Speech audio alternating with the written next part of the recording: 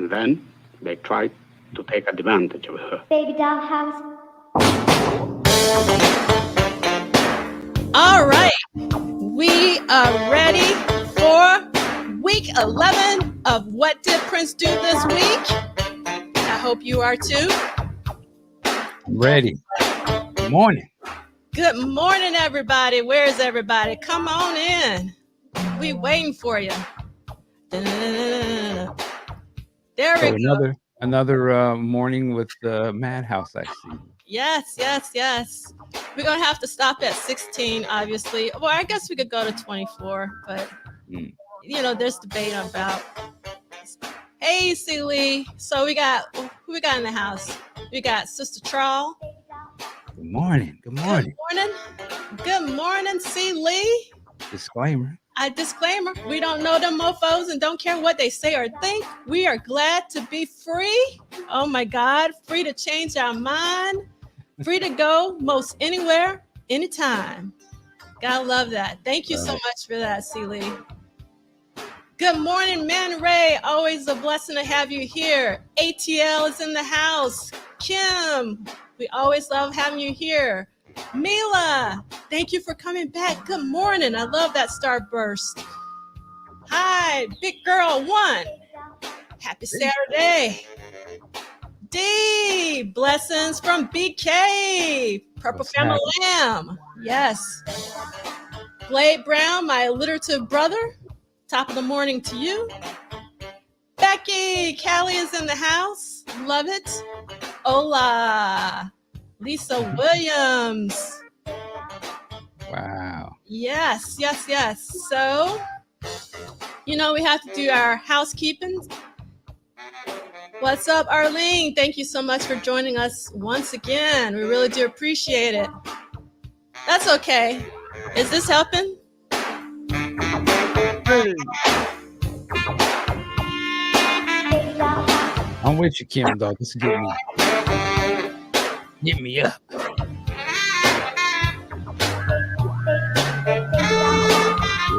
Yeah. I think you can start every morning like this, and we all just lock on. Hey, good morning from Tennessee. Yes. Panic Survivor, I love your handle. Hello. Welcome from Athens, Greece. Greece is in the house. This is amazing. Somebody loves Madhouse. Thank you, Panic Survivor. C. Lee, booty bouncing music. Purple Love. Disco Hicks, what's up? Disco Hicks. That morning get up. Yes, Kim. This is what I call this song. I don't call it 11. I call it Baby Doll House. Right. Yeah. And we got Timothy Johnson. I need that jam to become available because I want to be able to jam it in the car and the house. Yes, indeed. Madhouse needs a re-release, a remaster, a box set, and all of that jazz. So we're going to quickly go through while we're still listening because we can't stop. Love this bass.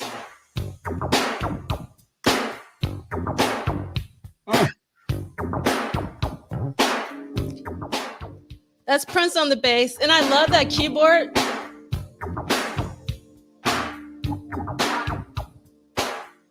Oh my God. That's such an incredible song. Okay, we're going to put that in the background, even though I'm still here in Baby Doll House. So the estate of Prince Rogers Nelson is not affiliated, associated, or connected with the What Did Prince Do This Week book club series. We're going week to week, not date to date. If you want to follow the detailed schedule of what we'll be reading, you need to go to this bit.ly link, and it's Prince Book Club. And then you don't need the expanded edition, but that's what we are reading. And that's what the schedule is going by. Yes. That's what we're doing. Yeah.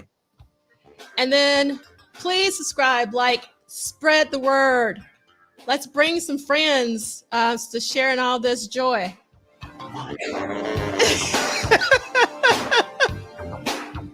Yes. All right. Ooh. So, This is gonna be the Madhouse podcast. Yeah. Because we love we love Madhouse, and I wanted to show that I have a signed copy There she by goes. Manisa. Yes, from Purple Paisley Brunch that Tanya Giddens does. Yes. And the one thing I wanted to note is that if you look at the covers for the album, which is 16, and the single 10 from last week, you'll notice it's from the same photo shoot, but it's a different photo. And I actually prefer the photo on 10. I don't know why, versus the photo on 16. And then I also got my vinyl out because I grabbed these shots from the internet, and you can see there are two different colors of yellow or gold, but in fact, they're actually the same color. So you kind of see. And then I always love the back of the covers. They were really always very, very cool. And then this is actually 10 again is my favorite. Like, I wish it was actually the album cover because it's just of the background. I'm a cosplay as the dog. Yeah. But the dog, man. Yes, we're gonna cosplay. So I wanted to show that, and then I also wanted to. I can't do everything. I actually did a couple of podcasts that are actually down because Grown Folks Music is no more, and they took down all their media. So one day I'm going to put it back up. But it was a really great, fantastic conversation that I had with Ivan Orr, Arthur Turnbull of the Music Snobs, and Ricky Wyatt. So I was really like tears because I was going to send everybody to them, but they're all gone, and I'll have to go up one day. But Michael Dean to the rescue, because Michael Dean has an interview with Manisa Leitner, who is the cover girl and the woman in all the videos, and the polka dot lady. I call her the polka dot lady before I really knew what her name was. And I love this. I call her Mancina, but is that it's Manisa. Manisa? Well, yes. Queen. Yes, Queen. You'd be surprised. When we recorded the podcast, we called her all sorts of different names, and we could never figure it out. But I was finally able to meet her in person. So I was like, okay, Manisa. All right. So I want to quickly talk about the Prince Twitter thread. Oh, I can't talk today. The Prince Twitter thread series. And what is fantastic is that the Michael Dean, who is always on the spot with his interviews, interviewed Edgar, who is one of the co-founders of the Prince Twitter thread series, about his particular thread. But I really loved, Michael, how you went into a deep dive with Edgar about his Prince-ness. And actually found out a lot about Edgar that I personally didn't even know. So that was really, really cool to see. Thank you. Good guy. It's good talking to people like that. We can Prince geek out. Yes. Most def. And let's see what's next in the slideshow, because we got so many slides. Oh, I know what we got. So Prince Twitter thread has continued since we were together last, and we're going to walk through it. So we had Aisha Staggers, who did DMSR. Aisha. Yes. And Aisha is also going to be speaking at the Triple Threat 40 Symposium in 2 weeks. I can't believe we're on a 2-week countdown. And then we had Prince the Encore, also known as Tricky Kid, doing AUT-O-Matic. And then we had Something in the Water Does Not Compute, which is my favorite song off of 1999 by the lovely and the very knowledgeable, and I absolutely loved this thread by Tanya Pendleton. So definitely check it out. Again, you can find the slideshow at the bottom of the homepage of the book club website, and you can click on these images and go directly to that Twitter thread. But the thread of all threads, I think out of all the Prince Twitter threads, free. So I'm so glad C. Lee actually made us recite the lyrics of Free at the beginning, because he really talked about how Prince was all about freedom and freedom of expression, just freedom to create. I really, really love this particular Twitter thread. And then the lady cab driver herself, Jill Jones, did an incredible Twitter thread. I don't know, did you have an opportunity to read it yet, Michael? I did. Yeah, it was fascinating. So what was your favorite part? I'll tell you my favorite part. My favorite part is when Prince came to pick her up That's it. in the Beamer, blasting Nasty Girl. I was like, incredible. Yes. Can you imagine like 2 a.m. in the morning or 3 a.m. in the morning blasting Nasty Girl to pick up Jill Jones? I was like, yeah, it was interesting. It was fascinatingly interesting to me. It is also, it was just like, because she described like her parents, like who are you talking to? What's this late at night? And so I can only imagine Prince of 1982. I don't know when this was, pulling up with that song playing to pick up your daughter. Like, okay now. Yeah, he ain't playing like something. He playing Nasty Girl. I was like, he was a fool for that. Yeah, I think he was, he was comedian at heart. So I think sometimes he did things just to be funny. And I'm so happy, Stone Freak, getting back on Twitter just to see this thread. It's a reason to get back on Twitter. It really is. And after, now this was an incredible mic drop thread by Zach Hoskins. All the critics love you in New York. He has so much detail. He talks about the electrifying mojo in Detroit. He goes into Detroit.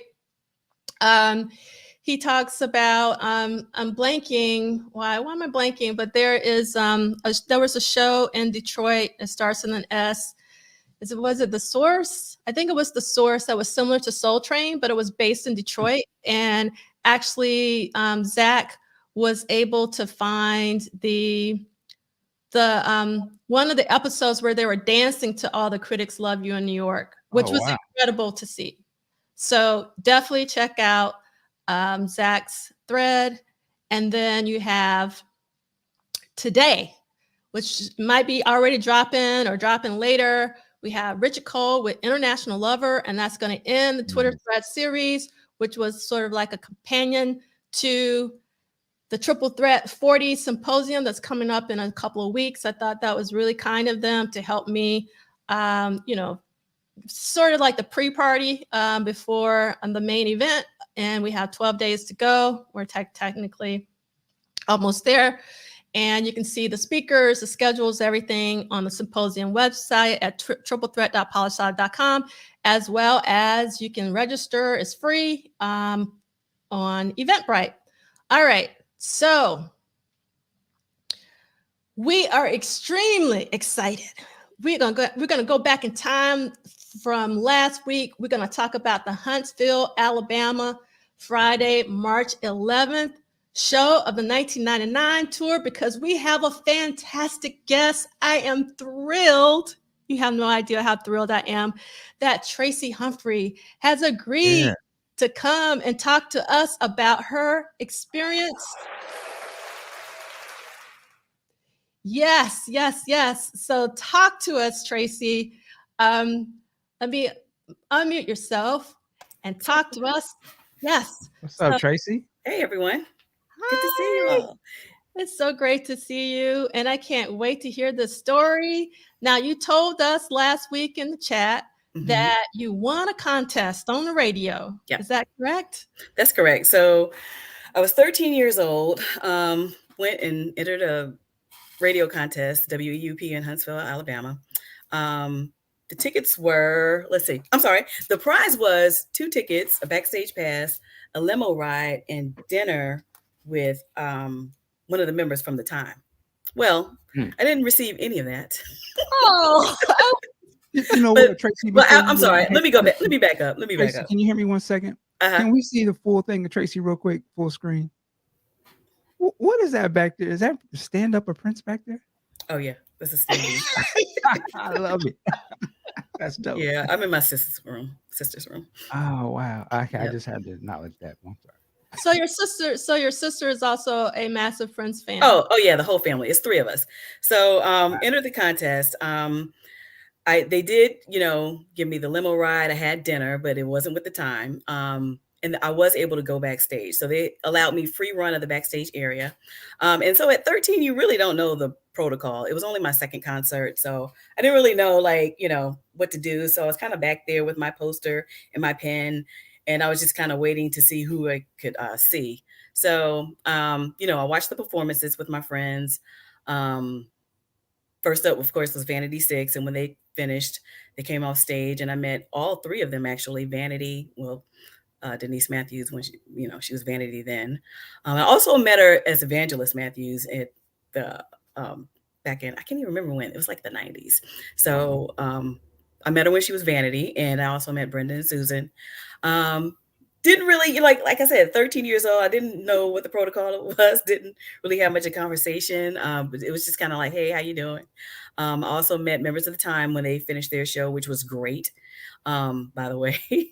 I had photos, D'Angela, to share, so I'll share those with you later. But yes, love, please do. Yeah, so I'll share all that with you later. And then I met the time, members of the time, Monty Moyer, Jelly Bean Johnson, Jimmy Jam. What else? Yeah. And so then it was time for the main event. So Prince hit the stage, and I was standing there waiting for them to come, to come through so I could get a glimpse of Prince.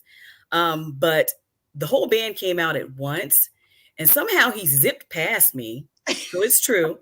He zipped past me, and I was focused on Brown Mark because it was dark backstage and they kind of had the same look, the hair, but I just didn't realize that Prince was so, he was big and huge in my eyes. So we were around the same height at the time. So he zipped past me. And then when I caught him, he was like way ahead of me, about to head onto stage. So I did watch him from the side of the stage. I watched the whole set. International Lover, he did that. And when he came off, I watched him getting dressed. So my eyes were like saucers, like, okay. Jill Jones, I ran into her backstage as well. She was wearing a towel. So she had her was wrapped in a towel because she was wearing a bikini. But yeah, it was like at 13, it was great. He actually did 3 shows in Huntsville. The first one was in 1990 with Rick James. So of course I wasn't allowed to go to that. My mother wasn't letting us go to Rick James. My 10-year-old self go see Rick James. The second time was the March 11th show, and everyone in the city was there. And then from my understanding, I heard that he was actually banned from performing in the town after that set. So but he actually returned again in 1998. I think it was May 8th. Yeah, my dad's birthday. It was also around Mother's Day, and my sister was graduating from college.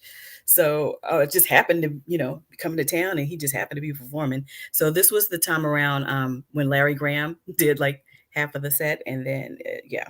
So I have photos and everything to share with you guys, but that was the gist of it. So ask me any questions because my memory is still a little cloudy, but that was my first encounter with Prince. I didn't really meet him until I was an adult and actually got to speak to him. So that's another story, another whole, that was around Welcome to America.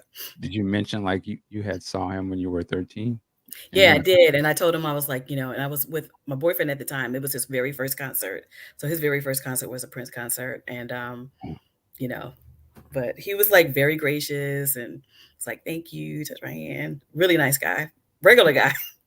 And yeah, I had the opportunity also to be on the field while he performed during Super Bowl. So I had a couple of run-ins with Prince. And then, later years, I actually got to speak with him. Man. Deep Prince fans. I love it. Yeah.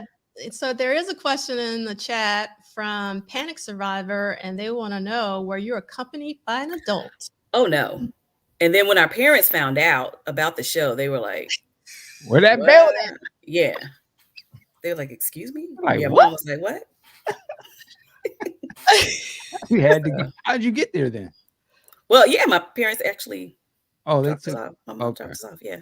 She was excited because I think when I won the contest and they put me on the radio, she was the one yelling and screaming in the background. I remember. Yeah. So did your sisters go with you? My younger sister, Kelly, went. She's 2 years younger than I am. So Yeah. Mm. It was it was all ages, but I think I did hear that he was banned from coming to perform in Huntsville after that show. Lord. So I need to do some research and confirm that. But What was the time like? I mean, were they just kind of walking by, hey, goodbye, or did you actually it get was to just have? like they were like, you know, they had just finished performing. They went to craft services. They were eating. They were just chill, like real cool. Mm. Mhm. Man. That's So from what I remember. Yeah. So I'm assuming you were living in Huntsville. Are you born Born and raised in Huntsville. Mhm. what? Yeah. It's incredible. That's so great to know. So that's incredible. So I'm going to show you this photo of me as a 4-year-old with my mama in Huntsville. This is the only time I went to Huntsville. My mom graduated from Alabama A&M. Okay, and that's why I'm here. My parents met there, and that's why I'm here today. Yes. So that's my only Huntsville, but anything Alabama, especially Alabama and Prince, because you don't hear much about that. Maybe I'll follow Edgar Krauser's lead and do Prince in Alabama. Yeah, so after that 1999 show, we could only see him in Atlanta or Birmingham, maybe Yes. Montgomery, but So he never came back. Like that band lasted. So he came back in 1998, and that was the last time he 1998. Okay. And I just happened to be home. So I've seen him all 3 times that he was in Huntsville.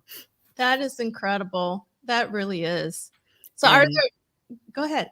Yeah, and then living in New York, I got to see him multiple times, of course. Of course. Yeah. So what's your favorite tour of my favorite tour? Yeah. Ooh.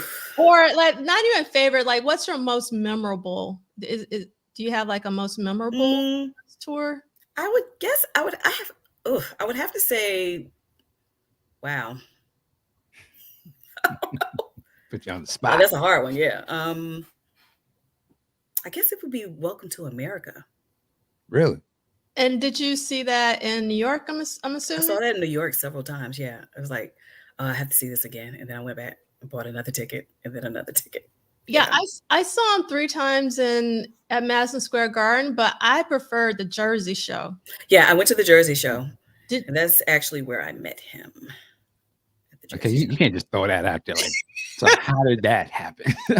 Well, when I was at Super Bowl and he performed, I was sitting in the bleachers doing the rehearsals, and the rehearsals were taped because they were going to tape it, and if the rain was too bad, they were going to roll it in.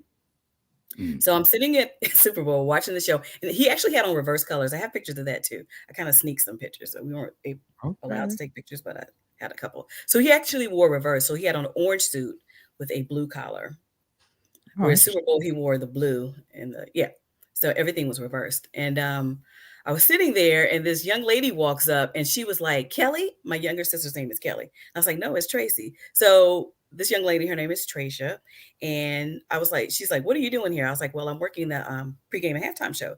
And I was like, "What are you doing here?" She's like, "Oh, I work for Prince." So Tracia is actually the sister of a guy that I dated back in high school from Huntsville, Alabama. So she moved to LA, met up with his hairstylist, Kim, and then was a part of his glam squad. So, and this was my biggest regret because she actually invited me to the after party, the Super Bowl after party, and I didn't go. I was soaking wet, and I was driving a crew of people working for the halftime show. And it was just like, how do I sneak out of here? But yeah, I didn't make it. Man. But she said to me, "Hey, you're in New York, right?" And I was like, "Yeah." She was like, "Well, I'll let you know when we're in town." So that's how I was able. So I called her after the show, and she was like, "I'm going to send this assistant out to get you." So I'm way up in the bleachers. She's like, and they were pulling the stage apart. And I went downstairs to the back, and they led me in the back where he was doing he was doing a set backstage. What? He was doing a set yes. Wow. So they had set up and people were just jumping on, and then he walked in, and I think he performed. I can't even remember how long it was because I was just like, because I was this close to him. Wow. And I know he's like, "This chick is crazy," but after he finished, I caught him in the hallway alone, and I was like, "This is my one chance," or whatever. I can't remember exactly what I said, but I did, let him know that I saw him, I grew up with him, saw him in Huntsville, Alabama. I brought my boyfriend at the time with me, and he had a great time and loves your music, and he was, very gracious, regular guy. Wow. Just happens to be a genius, musical genius. Wow. That's an incredible story. Thank you so much, Tracy. Oh, thank you for having me. For coming on and telling us that incredible story. Because actually when I was doing the research for the slide deck last week, I couldn't find anything on Huntsville, Alabama. Mm-hmm. So when you said that not only did you know about the show, that you went and that you won a contest, we just had to have you on. Oh, thank you. To hear that story. It's an incredible story, Tracy. Thanks so much. And I'll send you photos because those tickets that we had advanced tickets, and they were $10. And then the photo that you showed, the $11 show, that was the general admission. So he had purple and gold tickets, and we were actually gold ticket holders. Oh, wow. I love that detail. I was like, my mom saved $2 whole. Which was a lot back then. Yeah, it really was. Mm-hmm. Yeah. My favorite line from my mom was always, "Prince is rich, we are not." That's what I wanted. So yes, exactly. Right. Thank you. So I'm gonna take you off the stage, if that's okay. Yep. All Thank right. you, Tracy. So, thank you so much. Bye. Wow. All right. What a story. That's incredible. Can you imagine winning a contest at 13, seeing Prince in the early, and then get to actually meet him later in life and see it, the Super Bowl and all that kind of stuff. Yeah, that's an incredible story. So yes, we want to definitely make sure we thank Tracy for coming on, and we got a $2 at the James Way back in the day. All right, so we're actually going to get started finally with week 11, and I am going to warn you that we might be going over today because we have a lot to talk about. And but let's get this party started. So this week in 1983, on the 1983 leg of the 1999 tour, Prince did 5 live shows. He did 1 after show, and he did 1 studio visit. So let's look at our calendar. So you can see that on Sunday, he was at Kalamazoo, Michigan. On Monday, he recorded Strange Relationship, or put down some basic tracking. And then on Tuesday, he played a sold out show at Bloomington, Minnesota, which we're going to talk a lot about this show. And this is one of the reasons why this particular episode is probably going to go over, because there's lots of documentation of the show that we're going to cover. And then that evening, in the wee hours of the morning after the Bloomington show, there's this after show. And then we have the Rockford, Illinois show. And then we have the Omaha, Nebraska show on February. And then he was in Kansas City, Missouri on that Saturday. So here is the map from Prince Vault. And you can kind of see how he's now in the Midwest. And we are going, this is like the old school tour itinerary when things were typed up and bound.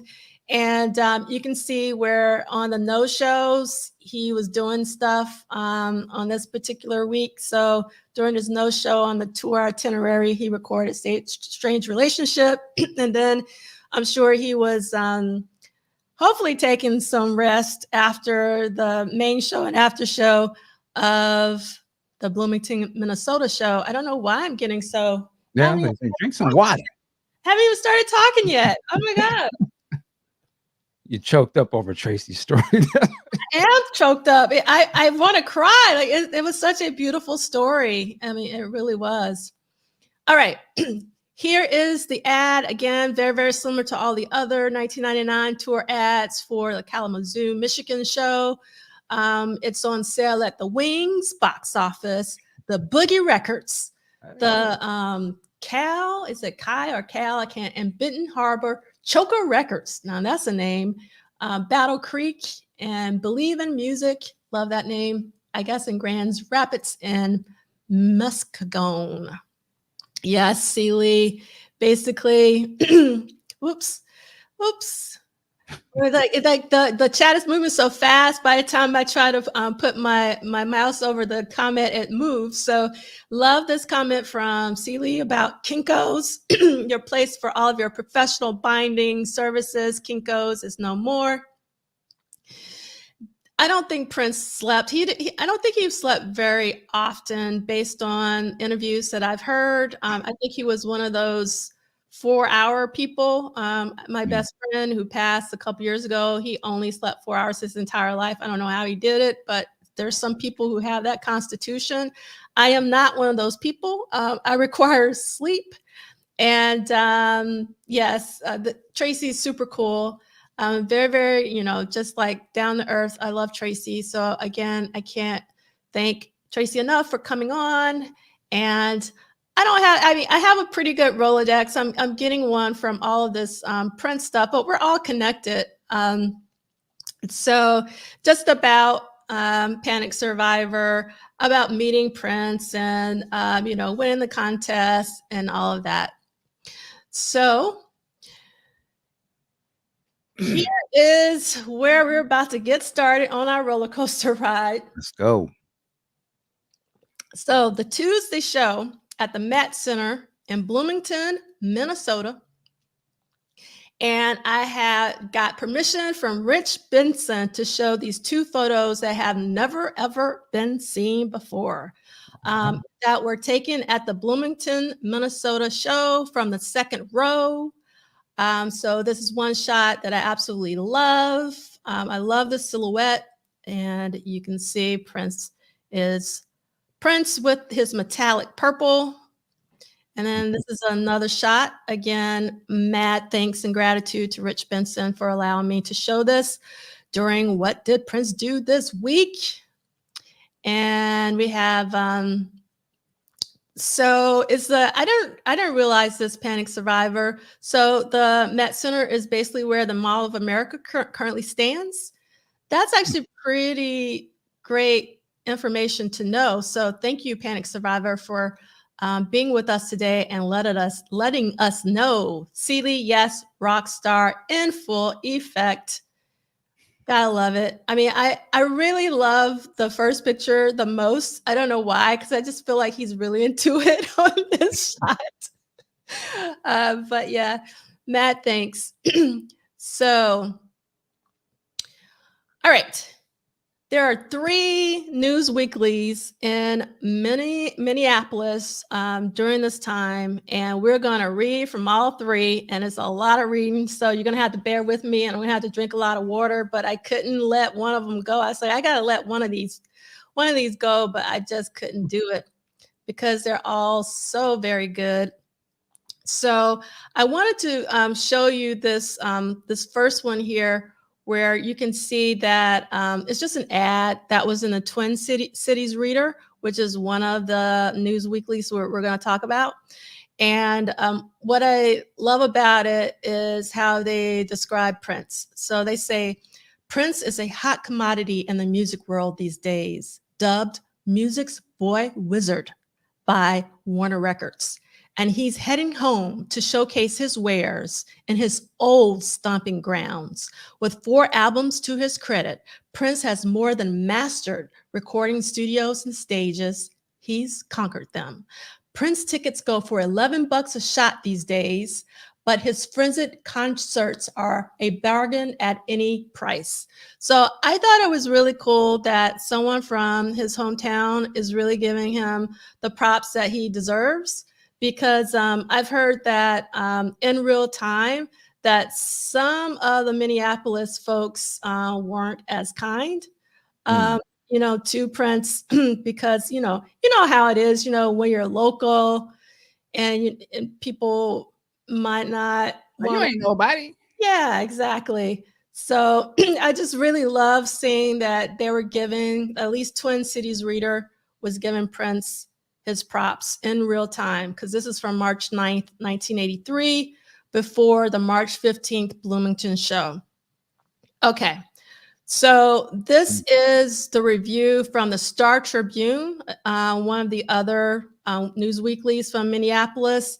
And you're gonna have to bear with me because I wanna read it. And I really love the layout. Like back then, this is a pretty fancy layout for a newspaper. And the caption reads, "Rock star Prince appeared at the Met Center along with Vanity 6 and Singer Morris Day, far right on the time." All right, so here we go. And this is by Mr. John Bream. And if you know your music journalist, you'll know that John Bream is the guy who covered Prince the longest. So I always love reading what John Bream has to say about Prince.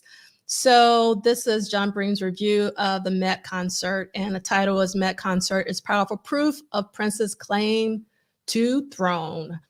Prince is no longer our little rock star. Now he's the nation's rock star, and that's all caps. The staff of Rolling Stone named him Rock Artist of the Year in '82, and later this month, his regal face will be splashed on the cover of Rolling Stone, courtesy of Richard Avedon, which is italicized because that is correct, the portrait photographer.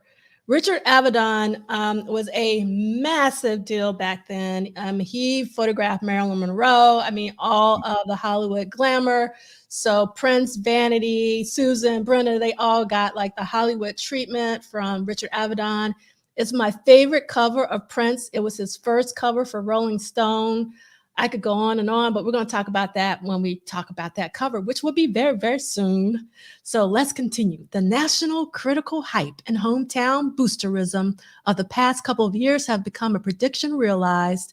Prince Rogers Nelson, 22, of Minneapolis, is the little prince who will be the king of rock and roll.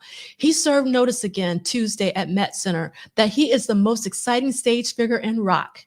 He's more outrageous and spontaneous than Mick Jagger, less controlled and less dramatic than Bruce Springsteen, and sexier than David Bowie, Marvin Gaye, Van Halen's David Lee Roth, Michael Jackson, Stevie Nicks, Pat Benatar, or whoever is today's favorite pinup. Witnessing Prince Tuesday was like seeing Mick Jagger in 1969, Little Richard in 58, and James Brown in 66. That's high praise. Unquestionably, it was the best concert Prince has performed in the Twin Cities. Water. I knew I was going to have to read all today. So it's like, my voice is like, you ain't going to be reading all day. Take your time, preacher.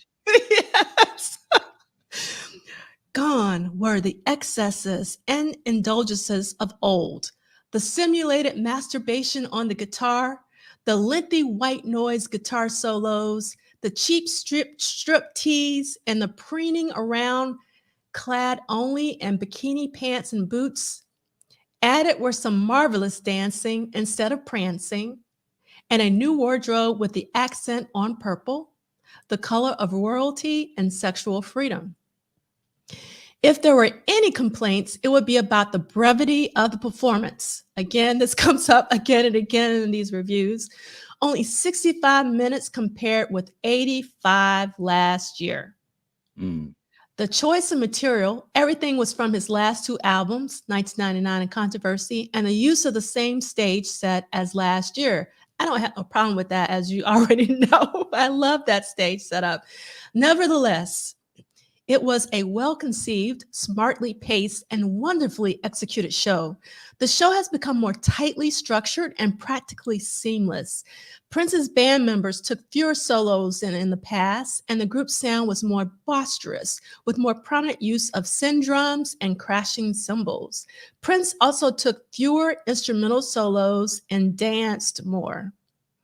By the second song, he was doing flying splits and climbing to a platform atop the speaker banks 15 feet above the stage to do some slipping and sliding, and to generally strut his stuff a la James Brown, including a backward somersault in darkness. Prince's vocal prowess was as impressive as, hold on one second, his dancing. He turned in a stirring, trembling performance on the ballad "Do Me Baby," which has in the past degenerated into princely pandering. This time, however, he didn't exploit his sexiness. Most striking, perhaps, was his syncopated stroll on electric piano on "Why Don't You Call Me Anymore." I don't know why they can't get this title right. A ballad that appears on the flip side of the hit single 1999. He turned it into a Little Richard-style gospel send-up, complete with a dance atop the piano, and ended dramatically with his voice echoing through the speakers. The rest of the show was devoted to his rapturous, inventive dance rock material, which is rivaled for consistency and excellence by only Michael Jackson, whose output is less prolific. Prince's controversial message of sexual anarchy seemed less apparent this time around. Sure, he played the humping silhouette in bed during International Lover, but he earned more of an R rating than an X. Either he's matured and realized he can be more artful and more sensuous by leaving a little to the imagination, or he's accepting responsibility attended with the widespread airplay of his songs on the radio. Yes, even several local stations are finally playing Prince hits regularly. And the preteens and teenagers radio has been attracting. He drew 13,729 persons Tuesday compared with 5,850 last year. That is a huge difference. 13, almost 14,000 compared to 6,000 last year. Nevertheless, the fire has not left his eyes. One moment his eyes seethe with mock defiance, and the next he flashes an innocent smile. That's his princely charm, his ability to be defiant and delicate, boldly sexual, and cleanly thought-provoking. That's the way he ended his show, with a roaring blast-off to party before the nuclear holocaust in 1999, and then he flashed a triumphant little smile that seemed to say, "Everywhere else think I'm the king, but back home I'm just Prince."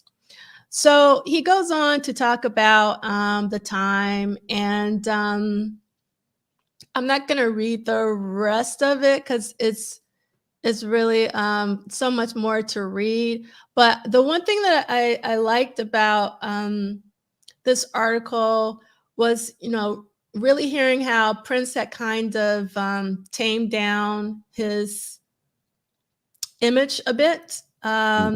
We kind of talked about that a little bit last week, but I think it's really interesting that John Bream really calls it out, in his article. And we got to make sure that, because Love Sexy 71 is in the house. So yes, the article was spot on. He forecast the rain that was about to come. Exactly, that is correct. And let's see. I'm seeing anything else.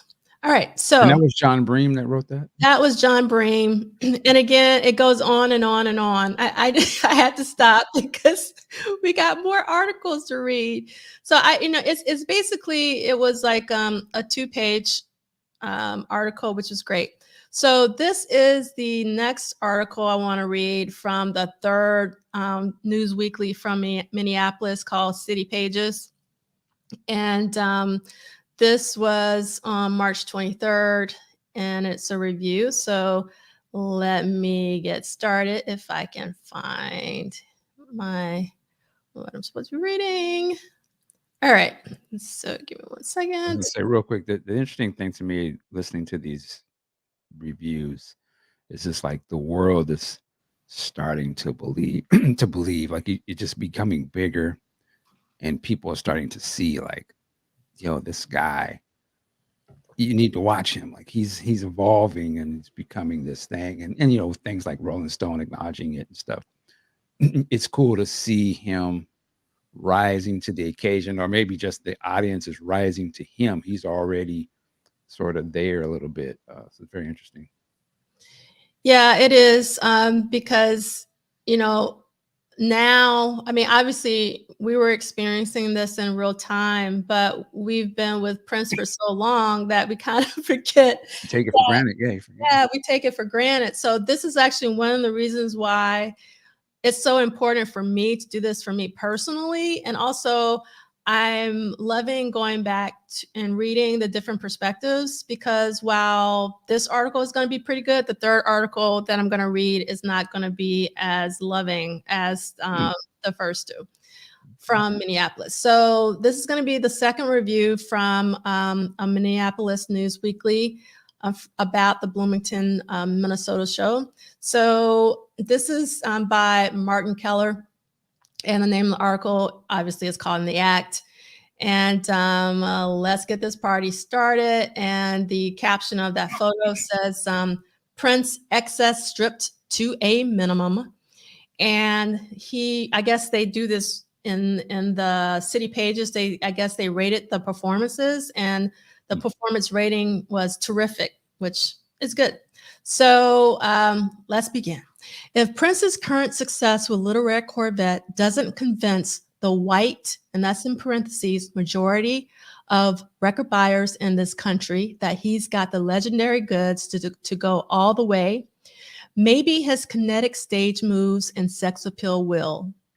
Last Tuesday's triumphant homecoming concert succeeded on many levels. Prince's dancing and song delivery revealed a new mastery of his stage persona. Even to those who, like myself, first laid eyes on him at the Capri Theater in North Minneapolis around 1978. His solo segment at the electric piano was wonderfully conceived and soul ferocious in execution. During, I don't know why don't you call me anymore? They can't get this song title right. Prince sang with more emotional fervor than ever before. Segueing into Lady Cab Driver, Prince broke the ballad mode. His teen idol acting combined with the dramatic lighting that magnified the sequence seemed to lift this segment of the show out of the regular concert format, imbuing it with a groovy theatricality. His dancing throughout the evening was dazzling. At one point, the kid in his purple poodle period, I don't know what he means by purple poodle period, but I think I do. I don't think that's kind, but that's just me, leaped from speaker bank to speaker bank, then bounded to the floor on the one. I'm going to read that again. He leapt from speaker bank to speaker bank, then bounded to the floor on the one. And the reason why I reread that, Michael Dean, especially for anyone who will never have the opportunity to see Prince live, that was one of the most amazing things to see, was like Prince leaping off those speakers. So here's a man with a mission, a lion in his pocket, and 101 positions and reasons to funk you all night. His other shows have been longer and more focused on his entire recording career. Tuesday's performance, however, was nearly stripped of the kinky indulgences that have served as only a, I cannot pronounce that word, tattoo on already fetching flesh. He also played more as a member of his drum-type band, and during Let's Pretend We're Married and Dirty Mind, they all hit massive grooves. Aside from the Murphy bed that rose from the floor and was subsequently humped by him, Prince's 65-minute concert, though not as exciting as past shows, especially the surprise gigs at First Avenue, did connect and move at a smooth and gyrating clip. And then he goes on to talk about the time, and let's see what he says about Vanity 6. Blame the weather for just this brief look at Vanity 6. The three alluring women, briefly clad in provocative lingerie. I got into the Hockey Center just as they were finishing their short set, a rumored bump and grind act propped up by Prince songs on vinyl and by the time on stage. Now, I really love that this article shouts out that the time is on the stage behind Vanity 6, because most of these articles aren't pointing that out. Mm-hmm. and having the perfect set of legs to open for Prince. After seeing him perform, I love that. Wasn't that cool? After seeing him perform with such mature swagger and soulfulness, my only question is, when will Prince make his first movie? Oh, wow. Only be a year later, Interesting. which is crazy. I wanted to put this other comment on here by a little earlier. Remember that either a black beat or rock and soul reporter wrote Purple Rain is just an attempt of Prince to whitewash his smut-filled past, or words to that effect. Interesting. Yeah. Interesting. All right. So on to the final article from the 1999 tour. And here we go. This is from the Twin Cities Reader by Laura Fissinger, if I'm pronouncing her last name correctly. And this is the one I really want to read because it's actually not as glowing as the other ones. All right. All I want to know is this: was it good for him too? He made us work for it, that scamp. First, there was the snow, forcing the pleasure cruise into the Met parking lot to be even more leisurely than usual. The annual tourney time blizzard was flinging down flakes the size of pizzas, staining pizza size watermarks on expensive fabrics and making tricky footing for innumerable pairs of spike heels. High-rise hairdos were frosted and rearranged by the horizontal winds. Not too many of the masses were actually witnessed acting like animals, but that was the ambiance inside the arena. Only God and the concert authorities know why the owls weren't shoveled, people, not snow, during Vanity 6 and the time. The crush threatened all those expensive threads with sloshing soft drinks, cigarettes, joints, makeup, hair oils, and sharp pieces of jewelry.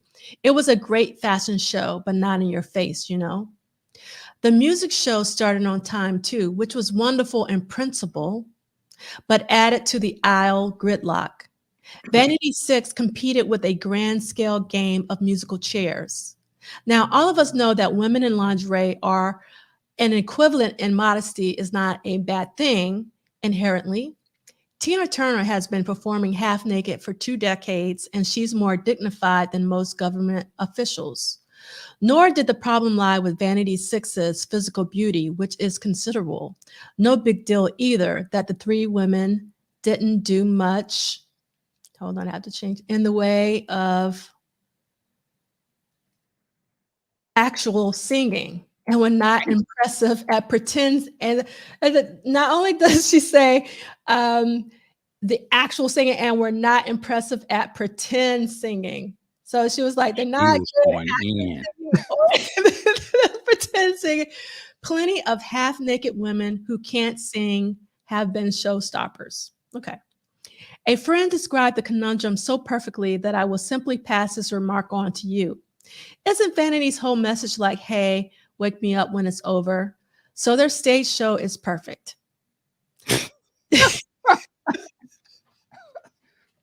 Future troll. Yes. Cranking out 17 minutes of Nasty Girls. Kim, they still got that S. And the like were the time. Anonymous behind a pink scrim. When the time came out from front for their own set, the boogie began. God, they've done some quantum leaping since we saw them last year. The music and dancing were so snappy and spiffy that people were laughing the way 2-year-olds do during a great round of peekaboo. More than ever, Morris Day is the Miss Manners of the funk. I don't know what they mean about this. Miss Manners, is this someone back then? Does someone know who Miss Manners is? MISS Manners of the funk and punk set. Making fun and making rules at the same time. We got lessons on stance, cool, the walk, courtship, wild and loose, 7779311, and other key issues of custom and decorum. And these were the bonus to dance music so tight that dimes would be bounced off into the stratosphere. A few routines and time set seemed hasty or just a little lame. But they passed too quickly to cause much damage.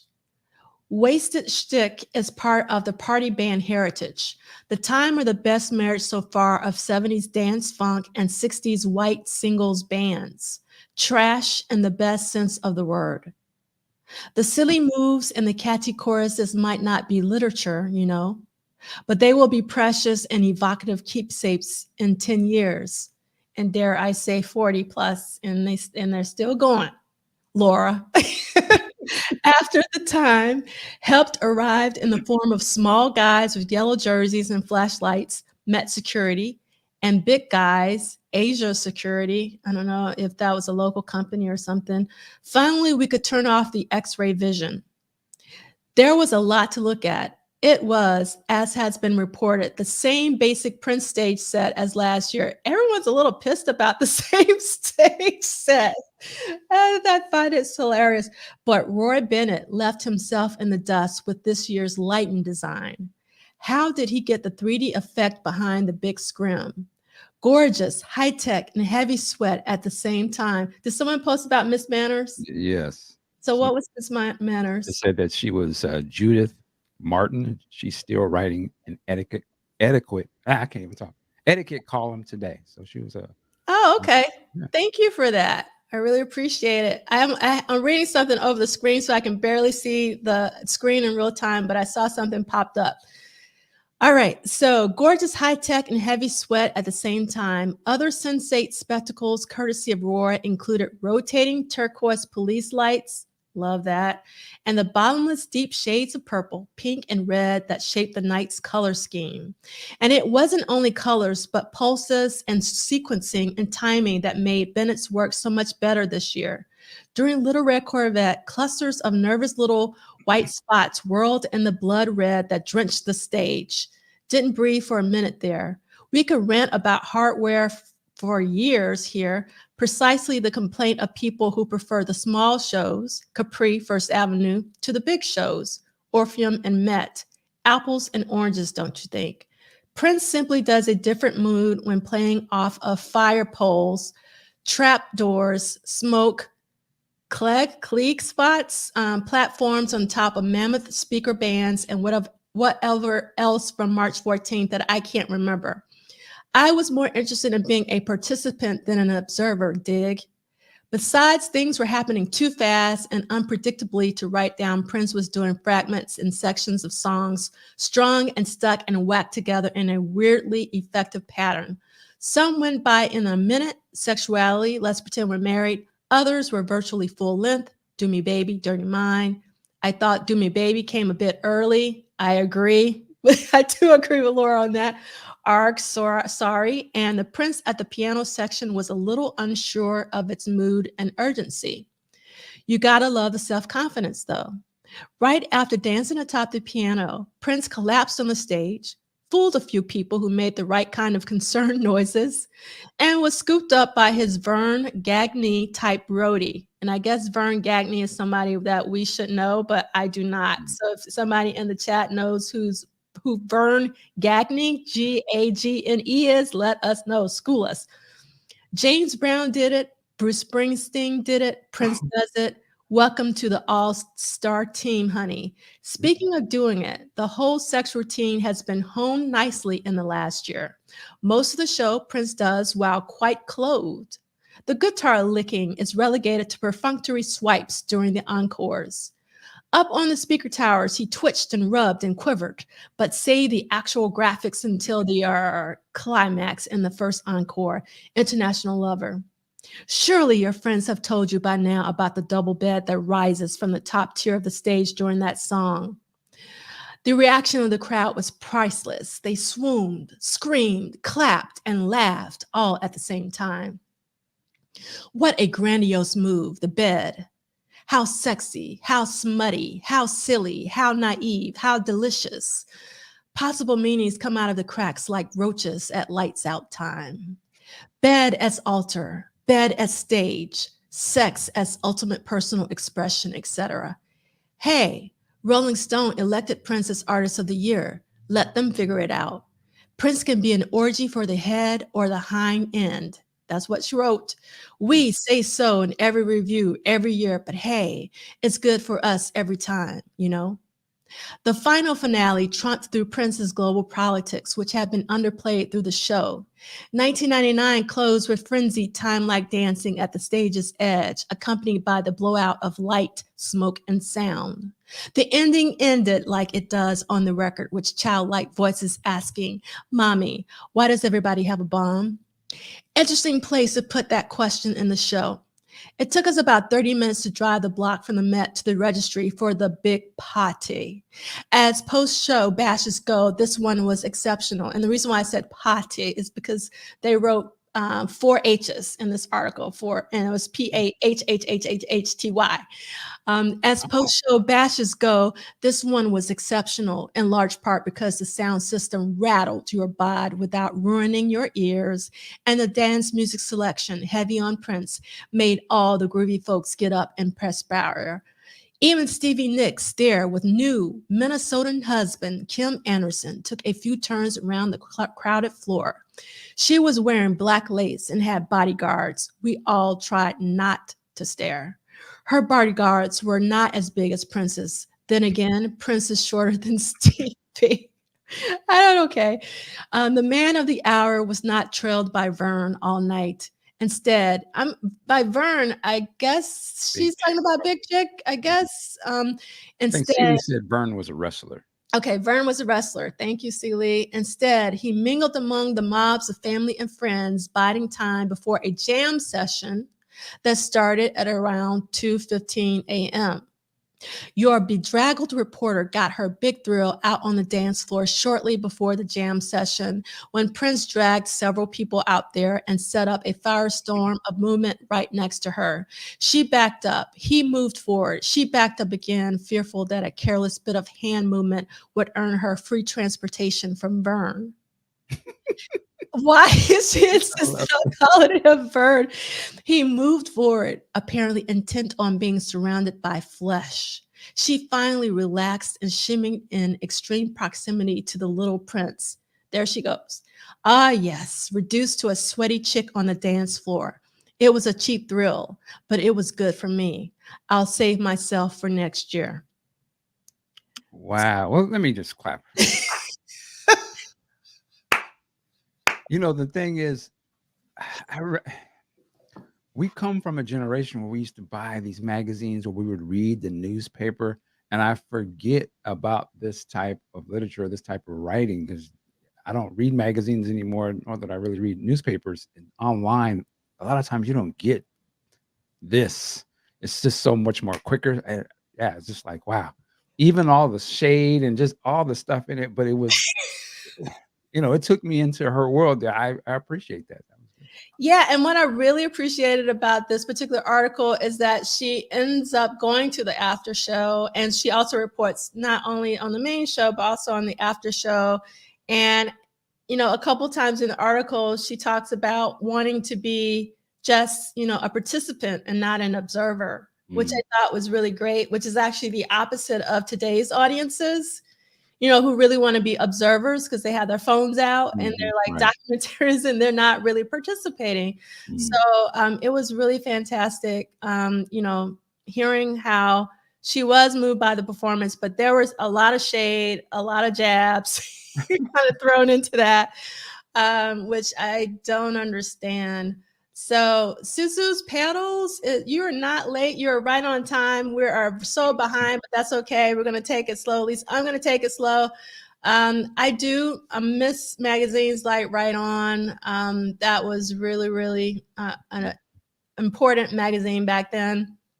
And Ricky, you're probably right. She was probably singing Prince's praises in 84 and 85. I'm sure. I mean, if she continues to write, we might find some more articles from her in the future. And Blake Brown says, nowadays you click on a link for what you think is an in-depth article and it's a damn video. Yes. Hi, Annie. Thank you so much for being here. So again, I'm taking it slow today, so you're gonna have to bear with me. We have a lot to cover, and I really wanted to talk about this that I found in the Twin Cities Reader, this is the cover of the Twin Cities Reader where that Laura Fissinger article was from. But the reason why I wanted to call it out is on the homepage in the little bitty type. If you look at the photo, it says photo shot at the E-Diner by Robert Whitman. Now, who is Robert Whitman out there, guys? Mm-hmm. Someone come to the rescue. While I drink my water, who's Robert Whitman? We should know this. Get to Googling real quick. Robert. Okay. I'm not gonna let you guys wait because we're time. So this is Robert Whitman. He took some very iconic photographs of Prince on, the Shot Music wall in Minneapolis, and he released this book, which I'm going to share because I think it's a beautiful book. It's actually, about to hit myself in the face. Damn, it's big. It's sure your husband didn't throw that at you. Yeah, I know, and it's big. This is what it looks like. Nice. It's nice. It's and it's just like it's like an actual picture on. Maybe go full screen so we can see the whole. Yeah, that might work. So yeah, there we go. Thank you, Michael. And so you can see Prince, pre-fame, Robert Whitman, and I'm just gonna randomly go to the page. And it's a really, really great book. I love this book. I love the slip sleeve. And I actually have it signed by Robert Whitman because I went to a there was in New York back in 2017 when he released the book. They had this incredible exhibition in New York, and this is actually Spike Lee who's sitting down signing the books because Spike Lee actually wrote the foreword to the book. And the reason why I wanted to show, and that's actually Robert. I don't know. Oh yeah, you can't see my mouse. This is actually Robert Whitman right here. And he was actually at the last celebration. If you got VIP tickets, you were able to see him. I didn't get VIP tickets, so I didn't. But I had already, seen him and got his autograph in New York. But I wanted to show this picture in particular, and this is the only one I could find, because you can kind of see in the background that he had all of his negatives blown up very, very large. And that was incredible. Like I took photos of all of the negatives, but I realized that I didn't actually take any shots of the space because the way they had it set up was like really, really incredible. And I just wanted to talk about that. All right, so I'm going to skip through this because we just read Laura's description of the after show, which was at the Registry Hotel in Bloomington, Minnesota. But there's actually another cover, like a coverage of the after party in City Pages, because before we were looking at the Twin Cities Reader. But just for the sake of time, we're going to move forward. In the book, in DUANE's book, on page 42, he also talks about this after show. And what didn't come up in Laura's article is that Prince, performed on the drums and Stevie Nicks on the cowbell, and Vanity Six and The Time were there. All right, so we're gonna move on from the Bloomington, Minneapolis show, and we're gonna go to the Rockford, Illinois show on March 17th. This is the poster flyer that I found for the show. It's very similar to some of the others. It just, I don't know. I always kind of like, I guess, give a side eye whenever people use old logos. Like this is the controversy font, and we're on the 1999 tour. This is like a controversy font. Okay, but But like the font, I was like, really? But yeah, okay. So this is basically a flyer, and that was the only thing I could find from the Rockford, Illinois show. And then this is a ticket for the Omaha, Nebraska show. And there's actually a lot of different tickets from the show. I should have shown all of them. They're all different colors. I love these tickets from the Omaha, Nebraska show at the Omaha Civic Auditorium Arena. And I do want to read this one since I didn't read. I skipped one of the articles I wanted to read. And this would be my last, if I can find it. I might not read this one since I can't find it. Hold on 1 second. Here we go. All right. So, can Minneapolis be the capital of a new kind of funk rock dominating the soul charts? A number of performers from the Twin Cities are producing trend-setting soul hits that threaten to cross over to the pop charts with a similarly explosive impact. First, there was Prince, a young singer-songwriter whose early self-produced albums turned into sizzling paeans to sexuality that some critics hailed as trailblazing in content as well as in their synthesizer-heavy style. Prince was integral in developing two other Minneapolis groups of the same vein. One is The Time, whose second album is surprising its chart-topping debut in popularity. The other is a vocal trio, Vanity Six, whose recent debut is similarly sexual in nature, and if the instrumental backing sounds familiar, it's because it's played by The Time. All three bands will perform Friday at the City Auditorium Arena. So this is like a pre-article before the Omaha show. It will be a return trip for Prince and The Time, who appeared in Omaha for a 1982 concert with the Zapp Band. But it would be the first Omaha appearance for the three women who comprise Vanity Six. At 23, Prince says he was inspired to become involved with music by his father, a jazz musician. But his father doesn't reciprocate the listening appreciation. I think he's confused about a lot of what is happening, Prince told the Los Angeles Times last year. When I played the Dirty Mind album for him, he said, "You're swearing on the record. Why do you have to do that?" And I said, "Because I swear." We got into this whole big thing about what you can and can't do on a record. The point for me is that you can do anything you want. My goal is to excite and provoke on every level. That kind of provocation kept some of Prince's songs off soul stations, and his albums began to carry stickers warning about rough language.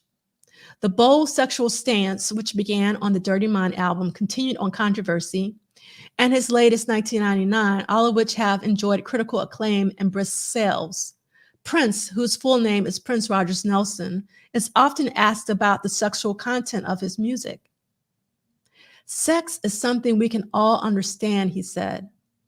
"It's limitless, but I try to make the songs so they can be viewed in different ways. I know some people will go right through those message elements in a song, but there are some who won't. If you make it too easy, you lose the point. Most music today is too easy. People just come out and do the same olds over and over. All people care about nowadays is getting paid. So they try to do just what the audience wants them to do. I'd rather give people what they need rather than just what they want."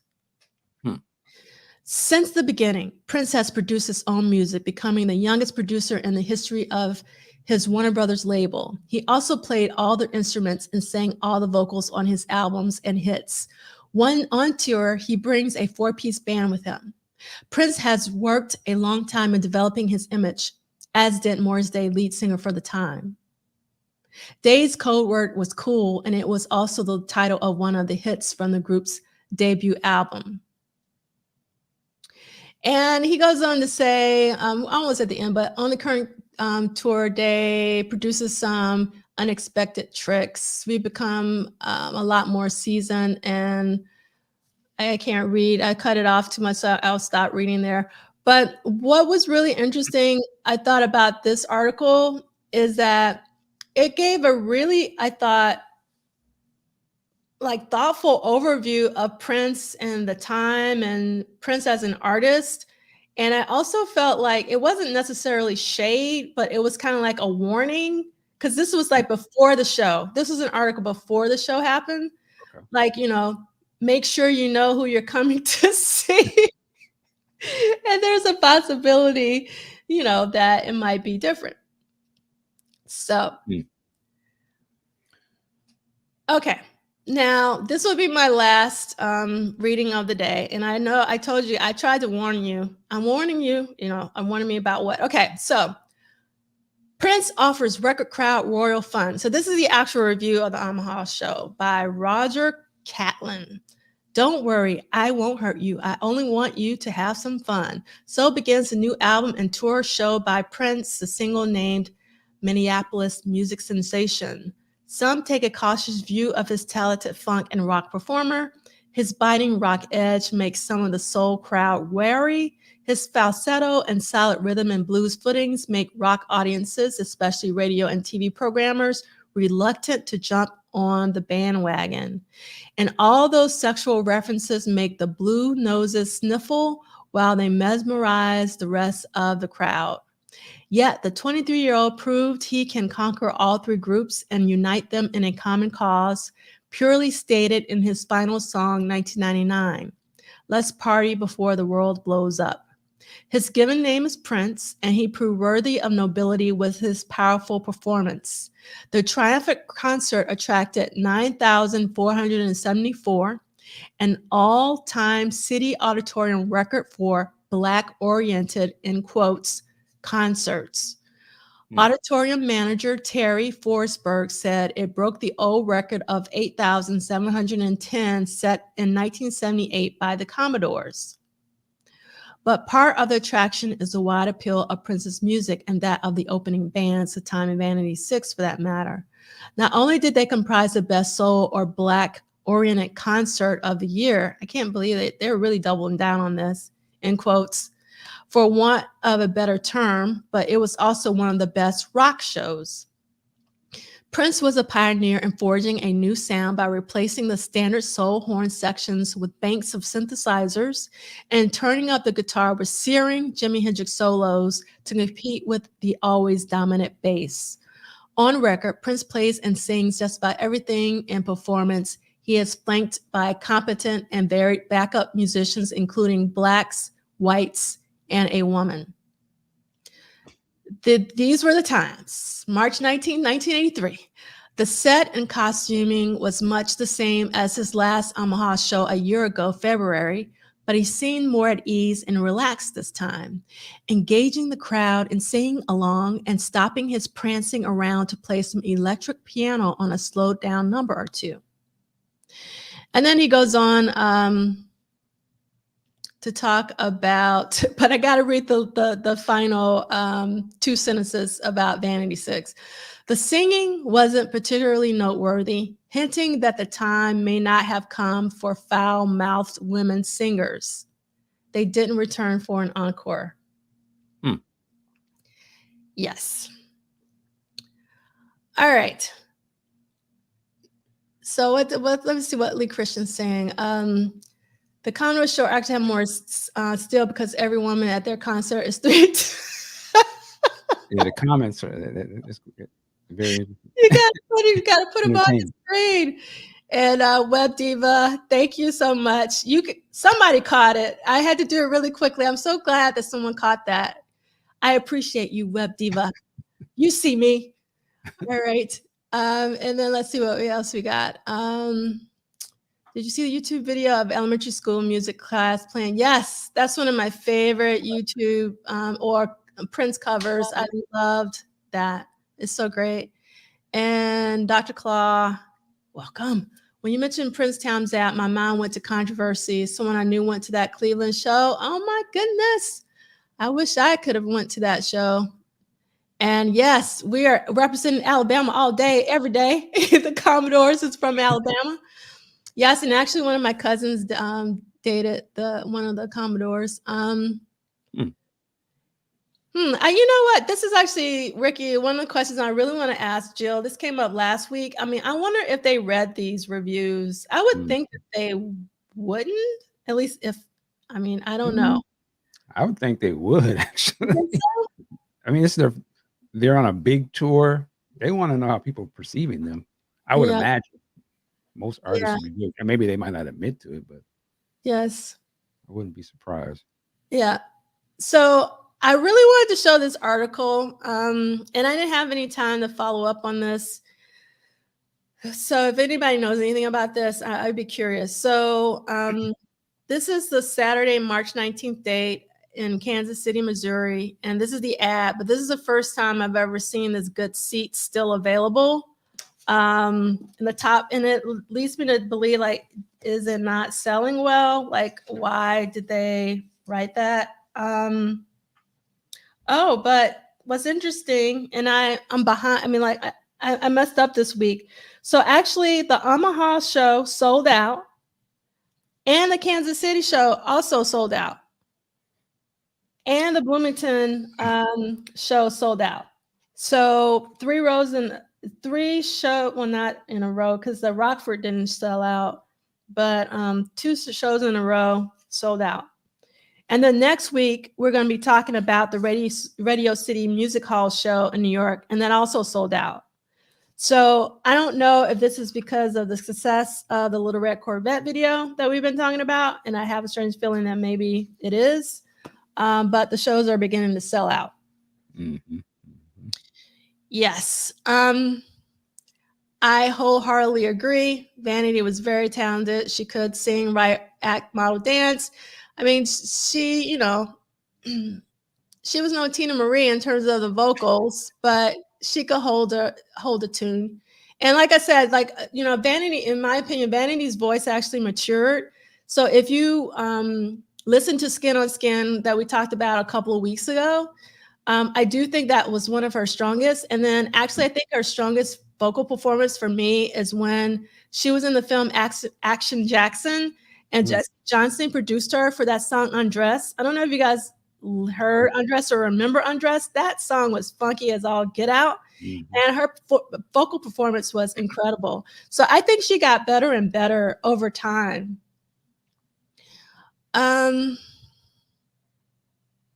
Yes, this is very true. Like in many interviews, Vanity would like outright just say, "I know I'm not a singer." So it wasn't like she was pretending to be one. Yes, Action Jackson is a really fantastic movie. I enjoy watching it a lot. And I think that Vanity was a really good actress. And again, I always wonder, you know, what would Purple Rain would have been like with Vanity in the lead? A whole different thing. Yeah. Yes. All right. So I'm not going to read another article. I'm done with reading all the articles, but I did have one more for the Kansas City Times.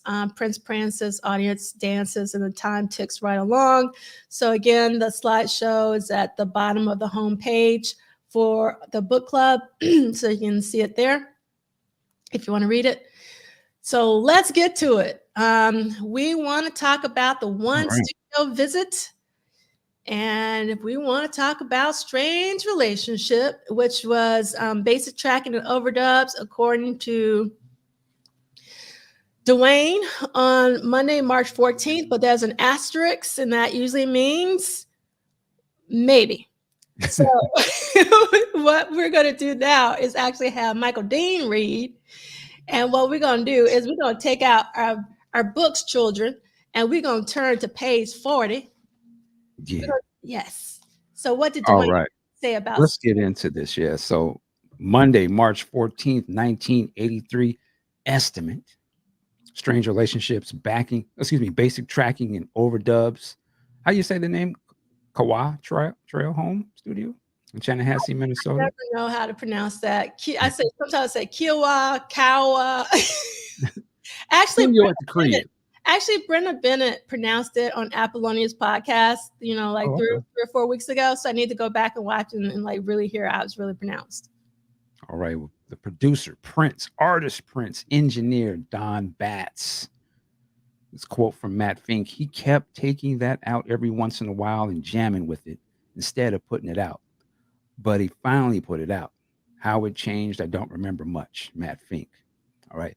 Unlike his studio time in Los Angeles and Minneapolis, Prince had the ability to record whenever the urge struck without leaving his home.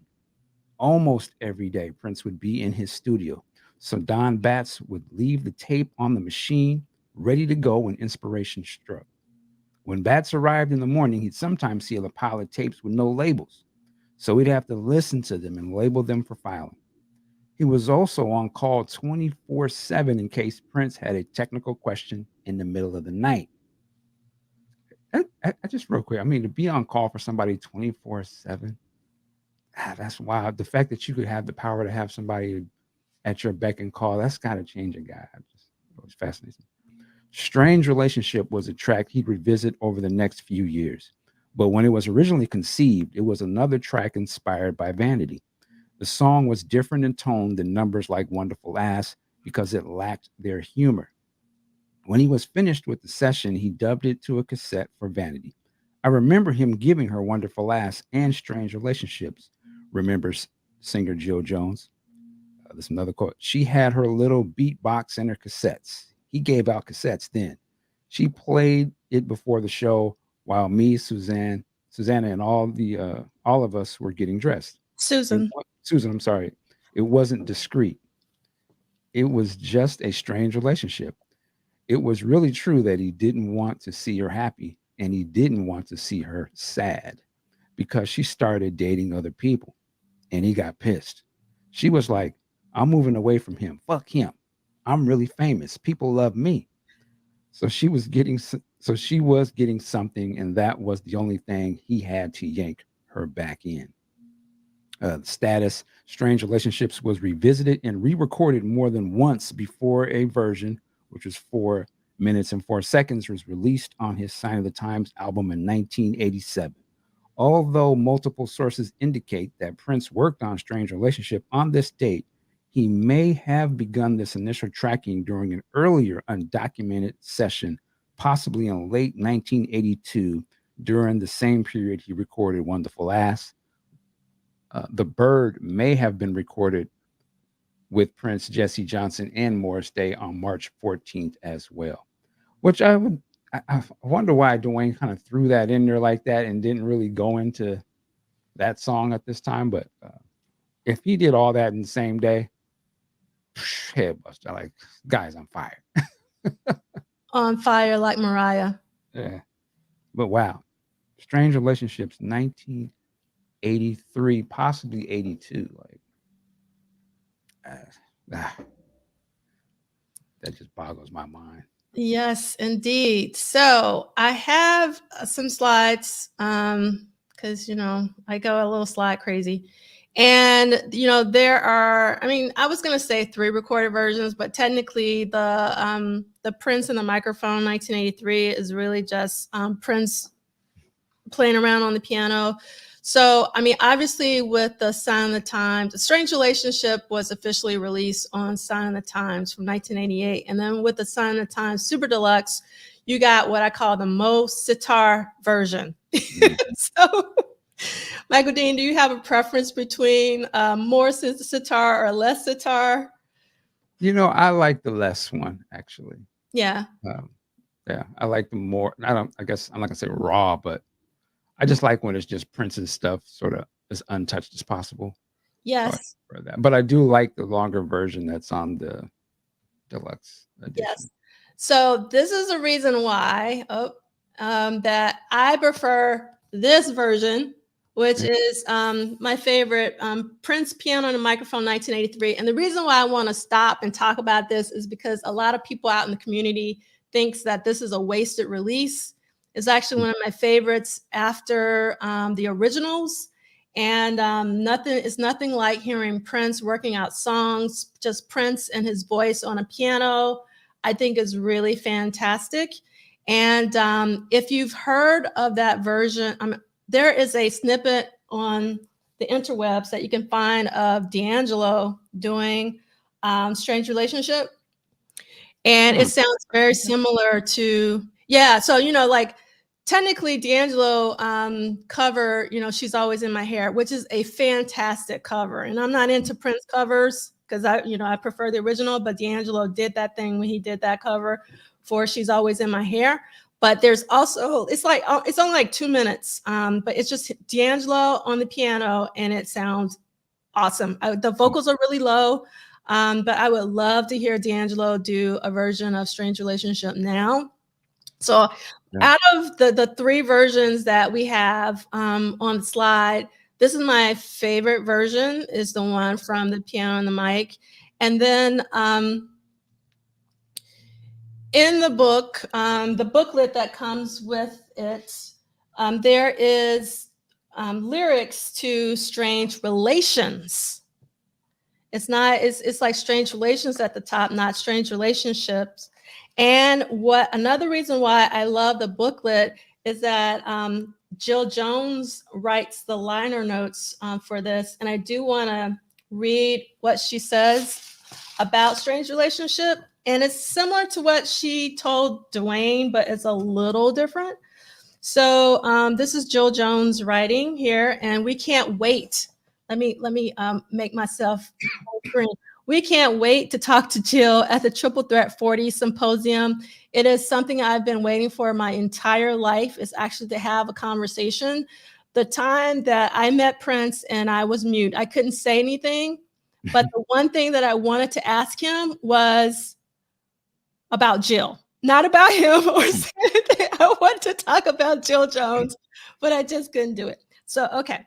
This is what Jill wrote, and it's much shorter than everything else I read. So don't, go away. It'll be super quick. Prince started writing Strange Relationship during that summer after the numerous disagreements he and Vanity would have. It was in the living room of his house at the piano, which was mic'd between the black short shagged carpeting down through to the studio in the basement. So if you've been reading, DUANE's book, and if you follow, Prince's studio recording process, particularly when he was doing it at the, homes in different places. This home in particular, he had the piano up and the studio down, and it was mic'd that way. He kept a journal that sometimes he would have lyrics written and sometimes not. A lot of times he worked things out on the piano musically to see what would come to him melodically and take his notebook away, sit on the gray sofa, and complete the lyrics. And this is another reason why I love this Piano and the Mic 1983. You hear him scatting, you have some, he's really filling out some of the songs. So this really matches, what Jill is saying. Then he would go back and flesh it all out. I recall later during a break on the 1999 tour, he went into the studio and tracked it, then gave it to Vanity as a song for the next Vanity 6 album. So I'm thinking that this is the date that she's talking about. She says, I recall later during a break on the 1999 tour, he went into the studio and tracked it. Then gave it to Vanity as a song for the next Vanity 6 album. She loved it so much, she played it nonstop before the shows as we dressed in the dressing room. The song clearly portrays the influence and struggle of that time and space. Wow. Can you imagine you're in the dressing room and Vanity's playing this song, and it's just like over and over. And it's like, man, he's giving her songs. Like, what? And these songs are dope. Yeah. I was going to say, my favorite version of this song, though, not on the list, is the Sign of the Times dress rehearsal performance. There you go. Because you want to know why, McEldean? Because it's my favorite too. Okay. That's why that's why we connected. Okay. That's why we connected. Yeah. So I think this is the best version of this song ever. Ever. And this ever. Yes. And I've gotten into arguments with some of my friends. I think we argue about this on the Grown Folks Music podcast when we're talking about Sign of the Times, the album. This is the version of the song. And the thing is, he never performs it like this again, but it was the debut of what I call the Love, Sexy Sign of the Times band. As Harold Pride says, the band with no name. And for me, it was the holy trinity of Levi, Cecil Jr., Bonnie, and Sheila. They're my holy trinity of background vocals. And then, you know, when Bonnie starts singing, and if you look at Prince's face, like he's really getting into it. And then, you know, when he says, you know, is it good to you, Bonnie? Do you know that part? I know. I love when he says that. Yeah, is it good to you? He's like really into it. And they're going to, yeah. You know, like, I think it is incredible. And, you know, the one thing that we're just going to look at, I love this video. And I was devastated with a T that you thought this was going to be in the. Yeah. I thought it was going to be in the Sign of the Times Super Deluxe. Like, I was just like waiting. I was like, yes, they're going to release it. Like, oh my God. So I just think that they have to have like a First Avenue box of just the First Avenue shows. See? Now listen. Look at here. We had this conversation on the Sign of the Times. Disagree, homeboy. Come on, man. That's why you're not on the podcast right now. Wow. So speaking of that conversation, yeah. So speaking of the conversation, it was for the grown folks music, and I was I didn't realize that they've taken all of them down, like I said about the Madhouse ones. And this is where we get into it about Strange Relationship. I will put it up one day, but it was a fascinating conversation with Jahan and Arthur on the Music Snobs and Ivan and Ricky. And so we've already gotten into it already. So I knew Ricky was going to be coming for me because I didn't say it was him, but I knew it was him. I was trying to, you know, give him some grace, but he, you know, hit dogs will holler. Yes, indeed. Oh my God. So, I love this. So where we go, we got Tim still gets in fight with wannabe Prince fans, not Prince's friends. So, and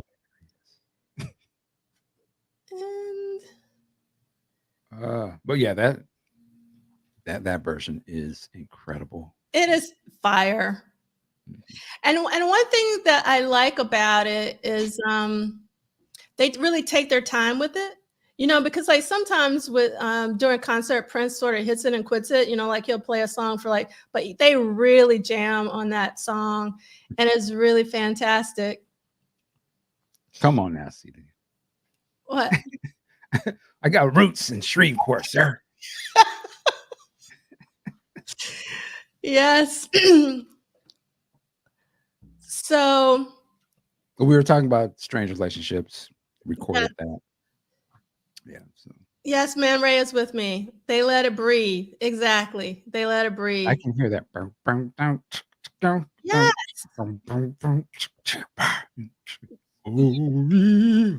Yes. You know it. Oh my God. So if you go on the interwebs, if you do your Googles, as Michael Dean says, you can actually.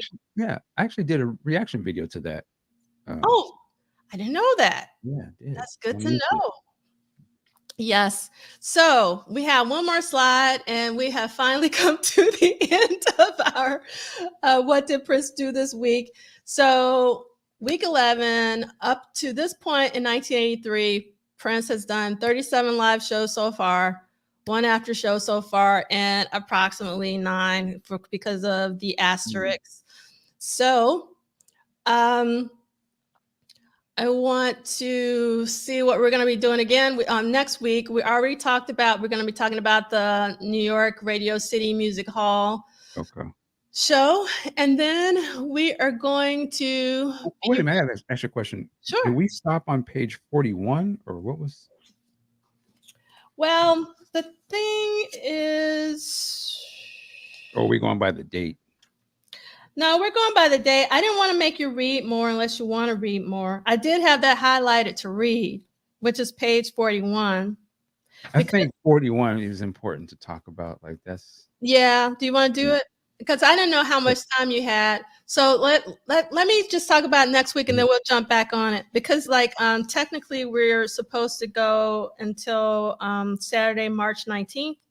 And yeah, you're absolutely right, because I had it highlighted, but let me stop talking so you can talk. So basically next week we're going to be reading pages 43 through 49, which will be March 21st through March 26th. So Monday to Saturday. All right, Michael Dean, let's take it away. Let's get into this real quick. So I guess I'm just jumping to Wednesday, March 16th. Page 41. Page 41, after midnight show, Regency Hotel, Bloomington, Minnesota.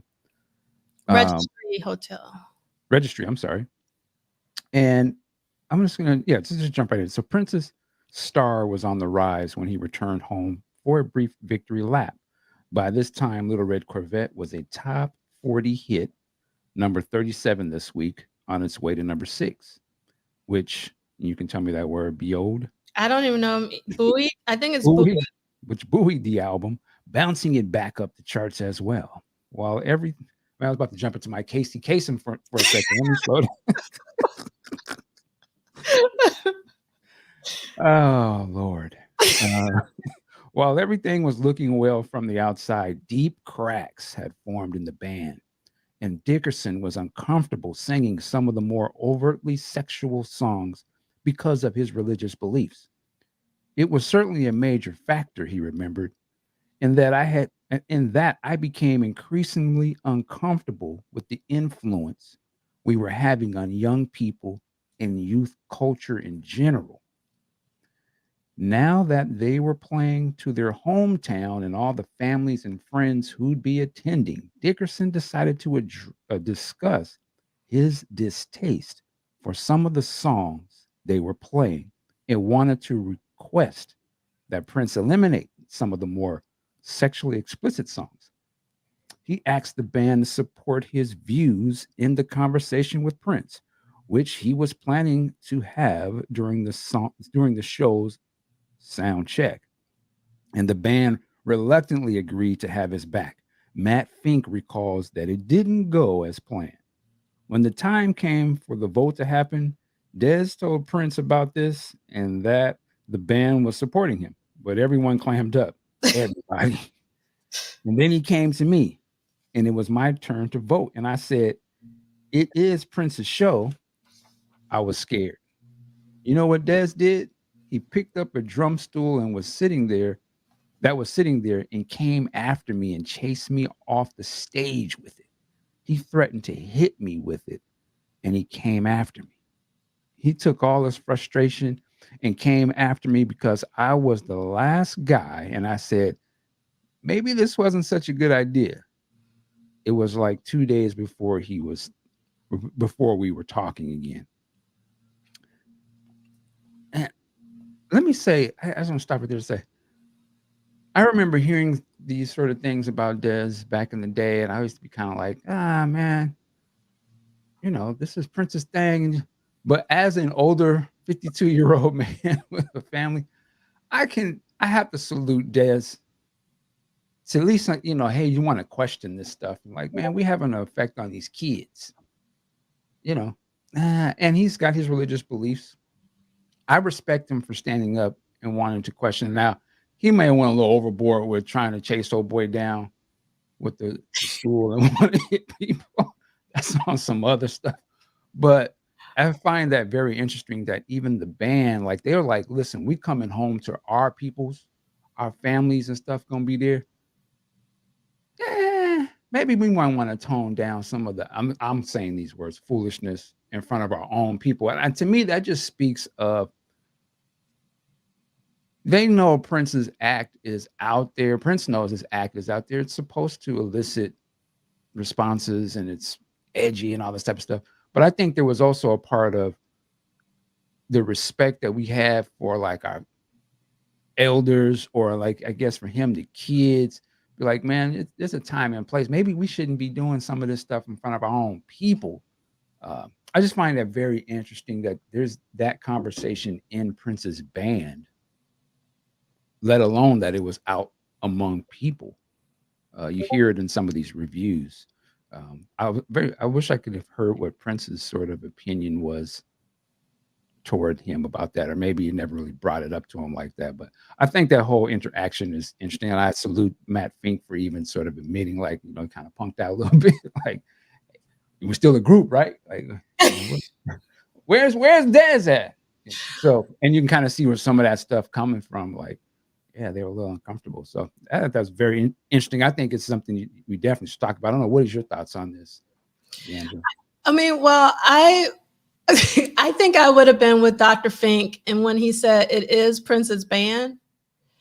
And so I don't know.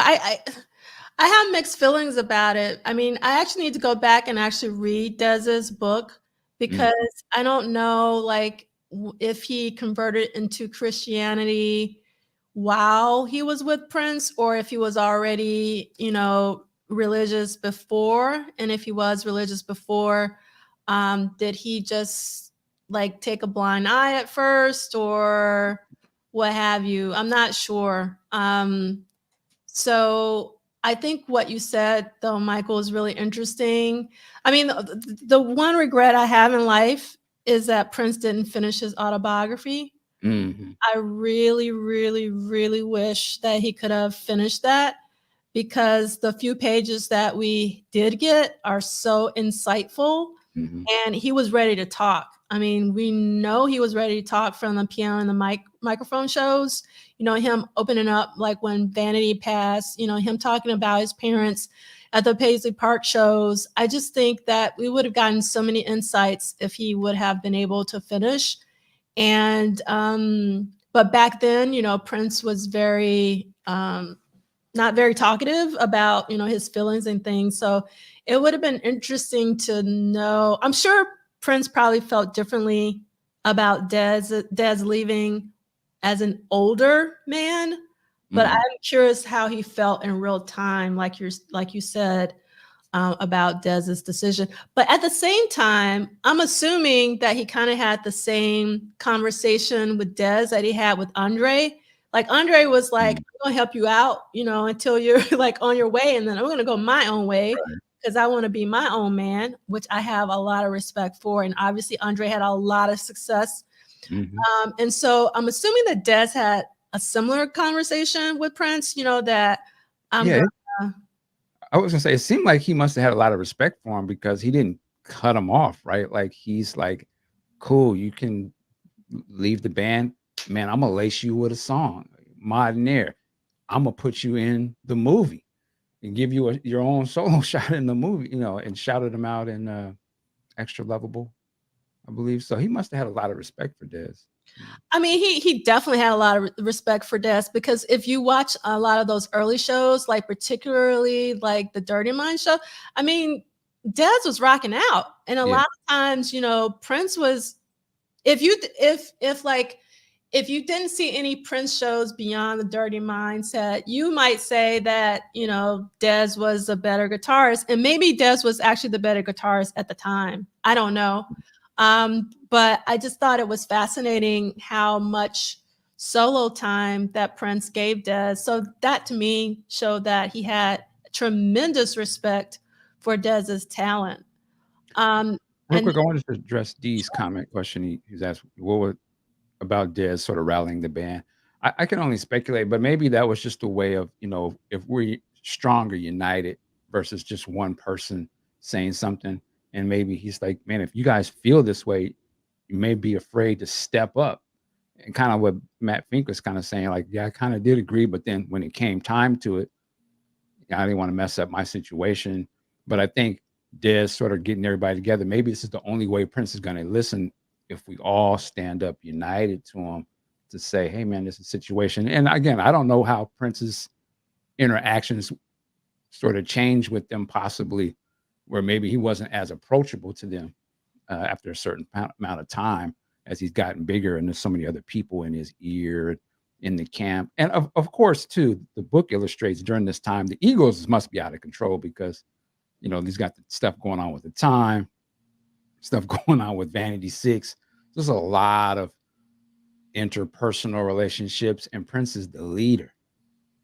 And the one thing I can look at this and say, I don't know how good of a leader he was in terms of, leading people in the relationship part.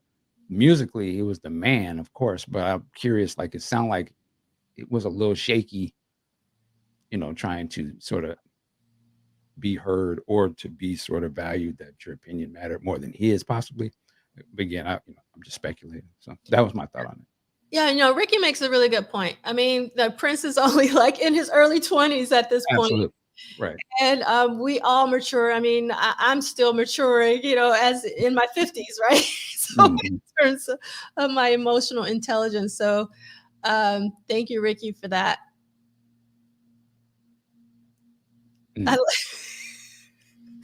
Yes, Ricky, they definitely knew who signed the checks. Good point. And it sounded like they wasn't getting paid that heavy, no way. Yeah. So, but hey, it's still a group, right? So one thing I wanted to point out was, and I put it on here earlier, that Celie had said that if he remembers correctly, Des identified as a Christian before working with Prince and became more conflicted as his time with Prince continued, which actually made a lot of sense.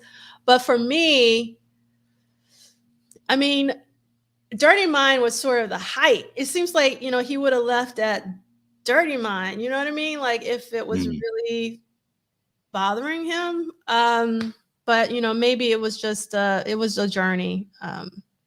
And like, who knows? You got two alpha brothers, two alpha males, together. Somebody's and then you got, like I said, when you get all these other people coming into it, and I imagine there was probably like hey, maybe you want to get Andre away from. He had a little too much sway over this guy. We need to be able to, separate them out. I mean, we've seen it all before. So I ain't mad at Andre being like, listen. So actually, Dirty Mind left before. I mean, not Dirty Mind. Dirty Mind left the group. Oh my God, Gail Chapman, I thought left way before Dirty Mind. Lisa Coleman is in the photography. She's on the album and all that, singing backgrounds and everything. And Prince had them replacements is right on the other side. It was just outside of the picture frame. Like Wendy's right over there. So yeah. This is a really great comment from, is it TUDAHL Crystal? He was managing a lot: family, friends, relationships, musicians, music, business. Yeah. Thank you, Dr. Claudia. Gail was out after PE 1979 era. This is a funny comment. All right, Celie. I kept teaching for 2 additional years because I needed the 2 years to retire, but in all honesty, I was ready to stop teaching 2 years earlier. So I can understand why Des stayed longer. That makes a lot of sense. All right. So that is our session today. I didn't want to go over 2 hours. I knew we were going to go over. I thought we were going to just be 90 minutes, but it was a lot. I hope that you guys enjoyed, a lot of the tour articles, and we can't wait for next week. I'm really loving What Did Prince Do This Week. I am so thrilled that Michael Dean is joining me on this journey because I need somebody to help me sometimes. I'm having fun. And let me salute all. We're streaming today on not only on your channel and Facebook, we also on Facebook, Podcast Juice, and on Facebook and YouTube and stuff. So there's a lot of people here today. So thank y'all for joining in with us for sure. Yes, thank you. Thanks to all of you for taking time out of your Saturday to hang out with us and talk about what we love to talk about, which is Prince.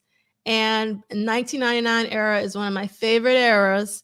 And I can't wait for our 3-day extravaganza of the Triple Threat 40 Symposium, where we're going to talk about Prince all day long, the time all day long, Vanity 6 all day long, because that's how we roll.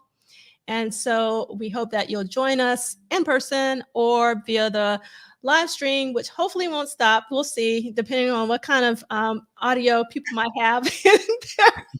presentations. We will find out. So, as Michael Dean would say, work it like a job. See you next time. Peace. Peace.